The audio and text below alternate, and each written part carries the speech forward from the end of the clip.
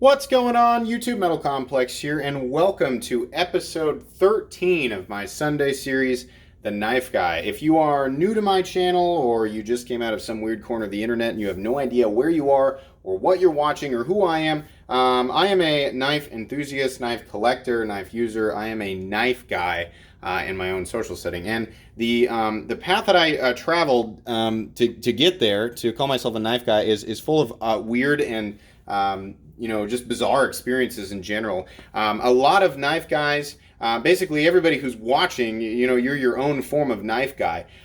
We got to the same place, but we kind of took different paths. But on those paths are similar experiences, and that's the idea behind this series that I do every Sunday. I basically lay out a whole bunch of knives that are either mine or some of my generous viewers who have lent them for review through the week.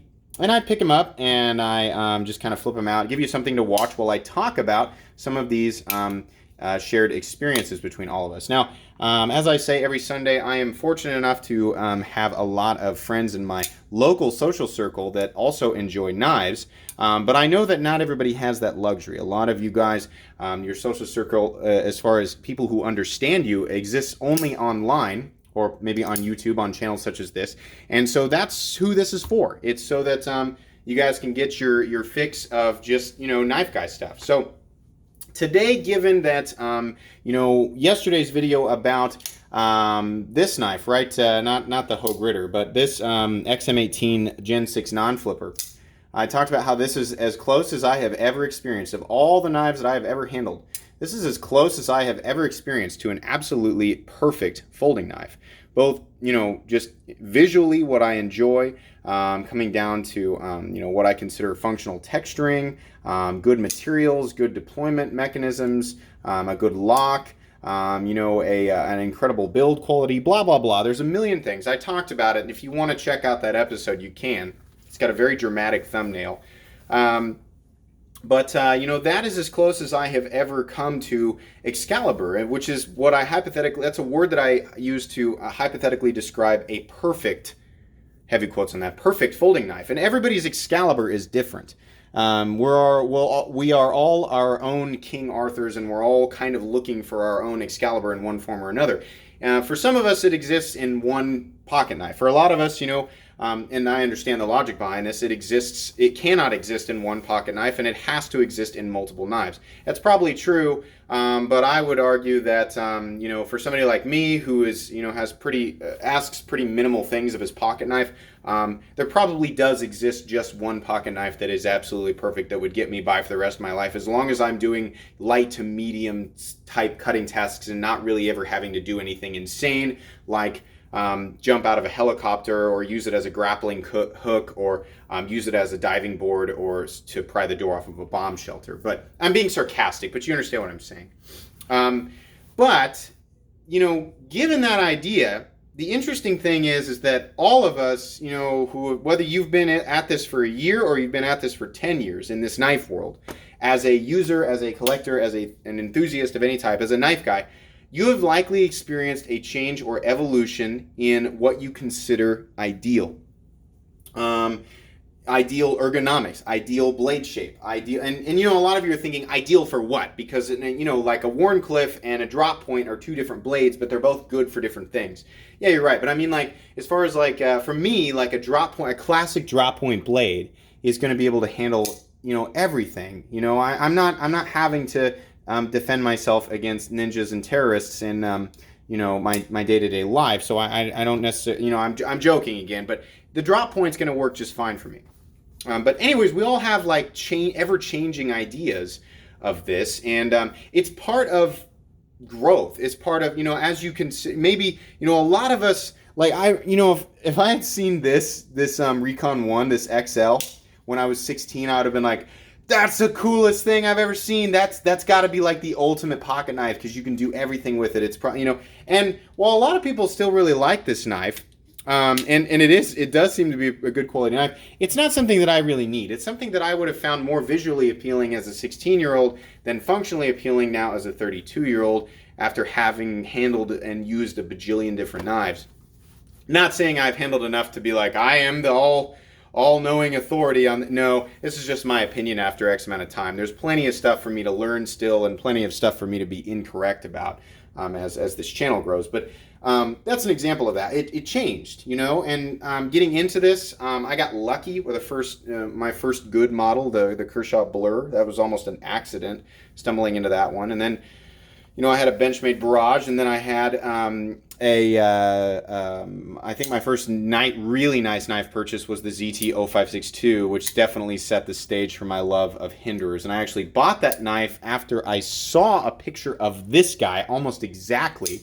And I was like, oh, I want that. And then I tried to get it, and it was during the time where you had to pay like $800 in the secondary market to get an XM18. And I was like, dang it. And, everybody said, oh, the 562 is basically the same thing. Whatever. So my taste evolved. And then I got caught up in the whole like massive overbuilt folding knife thing that happened in like 2013. And then I had this idea where I was like, the Praetorian tie in full thickness is probably the ultimate folding knife because it looks like it's indestructible. And then I started learning about how, well, a lot of the pressure is going to go to the pivot if you're really beating on the knife. How are you going to be using it? And then I started learning about blade geometry and how, just because it's thick doesn't make it, a lot of stuff that we all learn over time. This was years and years and years ago, good or better or best is all depends on the person who's going to use it, whether or not they value form over function or function over form, how their budget, and all that stuff. There's all these factors, but it all comes to this custom thing. There isn't actually an answer for what is the best. There is no best. It just depends on, it's every individual person's idea of that and how it corresponds with how they're actually going to use the knife. For me, it's that guy right there. That is the closest thing to perfection that I have ever experienced, right? But it could be different for every person. But it will change inevitably. My idea of perfection will change. If somebody out there, well, first off, if that exists in contoured titanium, like if the scales weren't at 90-degree angles like this, and it was contoured, not that this is bad, but if it were contoured, like basically exactly like the Spyderco Shaman, that'd be it. But at some point I might be like, what, textured titanium and contouring isn't everything to ergonomics. Maybe there's and then there's a design comes out and I change my philosophy on what I look for in ergonomics. Maybe I lose my love for the forward choil and suddenly decide that I want a little bit more blade, and I start favoring knives with a setup more like the Ritter Hogue, where it's similar ergonomics, but I've got more blade, and then I come up with an idea why that could hypothetically be better. It's almost like I have to, because if I don't, if this was contoured, it would actually be perfect. Like that's what I said yesterday was, if the scales were contoured, it would actually be perfect to me, and that would be really sad because I'd be like, I found it. Oh, geez, I guess I'm done. That's how it would feel. I would be really sad. I'm already at a point where I've handled so much, like this Arcform Slimfoot. I love this. I'm going to review it the next week, and I'm going to say a lot of good things about it. Spoiler alert. But is it something that would have piqued my interest like it would have 3 or 4 years ago? No, because that's the unfortunate truth about being a knife guy that's handled a lot of stuff, and especially a reviewer that's got. I'm part of the Pass Around group. There are dealers and makers who have generously lent me items for review. There are tons of you guys, people that are like, hey, you want to review this? You want to review it? So I have this opportunity to handle so much, that's part of the reason why you guys get reviews all the time. But I've handled so much that it's taken a lot of the spark out of it. And it has really sharpened my senses as far as like what I can actually label as perfect or close to perfect. What I'm saying is I have an incredible burning passion for folding knives, but I've become so picky that it takes something really special to really get my blood pumping. This was one of the first knives in a long time that really got me like, oh man, that is awesome. And this isn't even a new knife, it's old. For 2019, there was very little that came out that really got me going. There were some awesome knives. There was some cool stuff, and I'm happy I handled a lot of it. But, it's like I've said over and over and over again. Some of the best knives that I own are like these three, definitely this guy, and my Manix 2, which is for whatever reason not up here today. And then, I carry the PM2 now that I've got it customized. But none of those knives are like ultra new except for this guy, which is basically the Benchmade Griptilian. But these are all, designs that have been around for a long time. And nothing, truthfully, I mean, I've experienced a lot of great knives that are very recommendable to a lot of people, but nothing has really got me like, going as much as those. And those are all older designs. So, I imagine that, evolutionary steps in terms of like our changing opinions on what constitutes good or bad in a folding knife is forever. It's constant. The only thing that is, what do they say? Like the only thing that is absolutely consistent is change.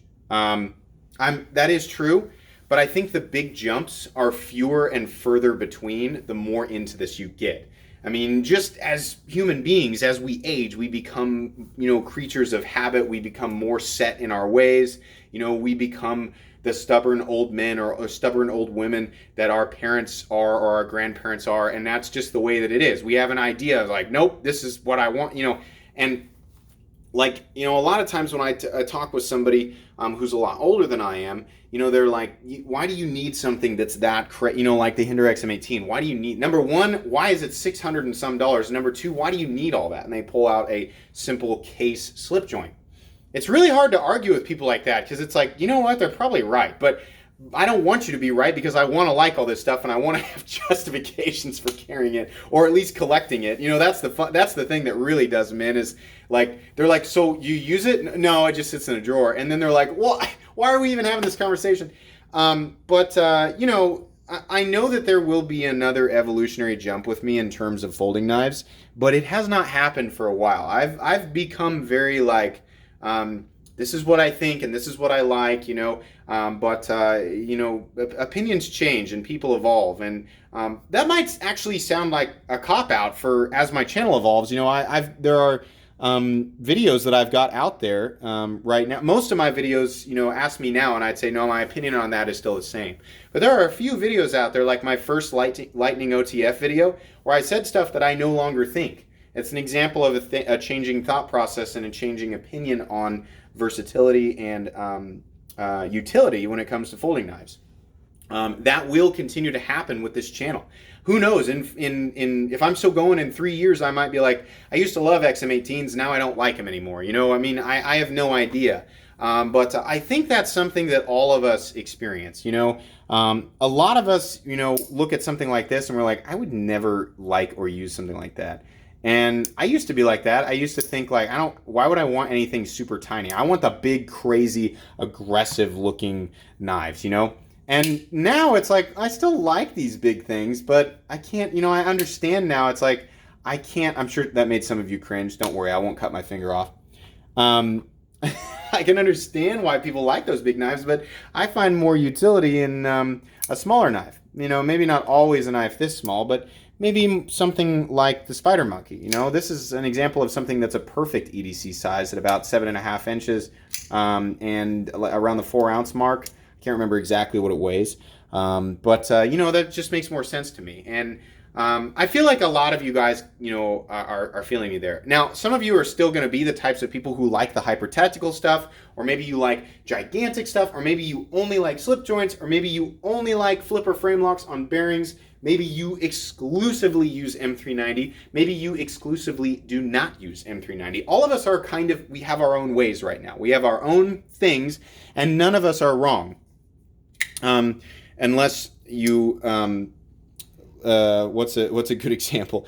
Unless you like the Smith & Wesson Extreme Ops Black Tanto, I would argue that you should be introduced to something else. But I'm mostly just joking, but we all have our own things. But it is the one thing that is inevitable is that while we may retain some of our opinions on certain things, our opinions and our thought process processes will inevitably change over time. Maybe just slowly, but it will inevitably change and evolve over time as we experience more and more and more things.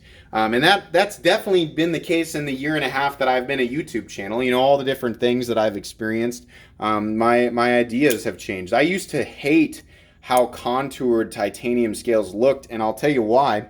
Because I had this thing in my head about the Hinderer XM18 and how the scales looked, and they looked thick, so it gave the knife this appearance of like hard use and capable, and then but they were in that holy trinity with the Sebenza and the Chris Reeve Sebenza and the Strider SMF and SMG, and a lot of those scales were contoured, and it made the back of the knife look really thin. And I was like, how can it be hard use if it's thin? And that was before I understood, you know, more so about how all this stuff worked. And so I didn't like contouring. I thought it made the knife look brittle and weak and feeble. And now it's like, if I can get it, I want it. You know, I definitely want contouring. I don't care how it looks visually, you know, in terms of whether or not it makes the knife look more or less durable.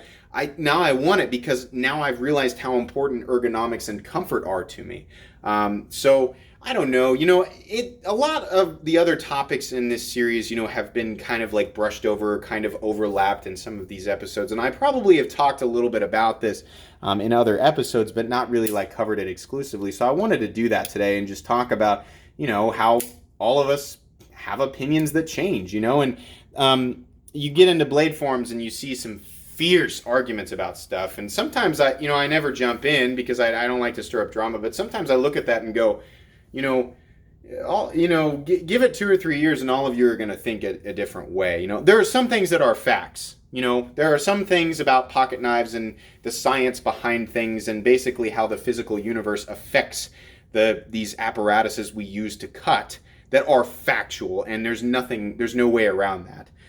But there are other things that are basically, they have so many variables, you know, in terms of who is using them for what, that it's just, it will inevitably change. So I don't know, that was very rambly, but that's what this series is. It's basically a weekly knife ramble. So that's pretty much it for today. I hope you guys enjoyed this video. I hope you found it mildly entertaining. If you did, please leave a like. If you'd like to check out my other content, I do of course have lots of videos of knives that are either expensive or inexpensive that I do or don't like. So check that stuff out. And if you enjoy all my content, then please subscribe to my channel because there's definitely more coming. Thanks again for watching, everybody, and have a great day.